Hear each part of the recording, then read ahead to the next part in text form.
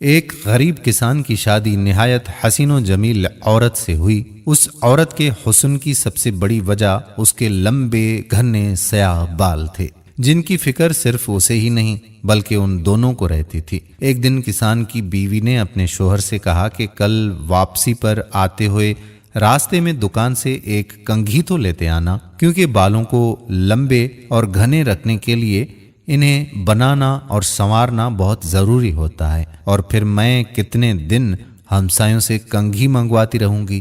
غریب کسان نے اپنی بیوی سے معاذرت کر لی اور بولا، بیگم میری تو اپنی گھڑی کافی دنوں سے ٹوٹی ہوئی ہے، میرے پاس اتنے پیسے بھی نہیں کہ اسے ٹھیک کروا سکوں، تو میں بھلا کنگھی کیسے لا سکتا ہوں؟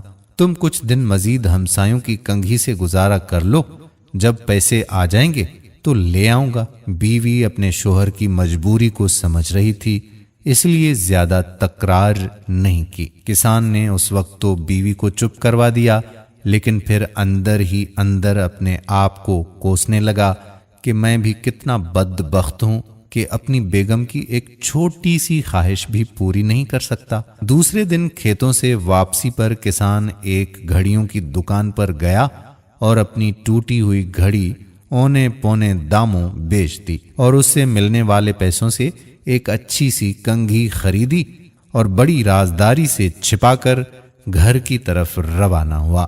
اس نے سوچا کہ گھر جا کر بیوی کو سرپرائز دوں گا تو وہ بہت زیادہ خوش ہو جائے گی۔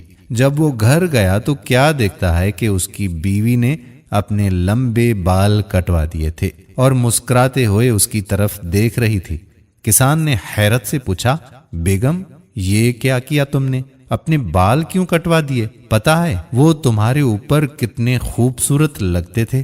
بیگم بولی، میرے سرتاج، کل جب آپ نے کہا کہ آپ کے پاس گھڑی ٹھیک کروانے کے پیسے بھی نہیں ہیں تو میں بہت افسردہ ہو چکی تھی، چنانچہ آج میں قریب کے بیوٹی پارلر پر گئی تھی، وہاں اپنے بال بیچ کر آپ کے لیے ایک گھڑی لائی ہوں۔ جب کسان نے اسے کنگھی دکھائی تو پھرتے جذبات میں دونوں کی آنکھیں نم ہو گئیں۔ محبت صرف کچھ دینے اور کچھ لینے کو ہی نہیں کہتے، بلکہ محبت ایک قربانی اور ایثار کا نام ہے، جس میں اکثر اپنی خواہشات اور اپنے جذبات کو صرف اس لیے قربان کر دیا جاتا ہے کہ رشتوں کا تقدس اور احترام برقرار رہے۔ اگر ویڈیو پسند آئی ہو تو اسے لائک شیئر ضرور کیجیے گا۔ آنے والی ویڈیو تک آپ کا اپنا میزبان قادر بخش کلہوڑو آپ سے اجازت چاہتا ہے۔ اللہ نگہبان۔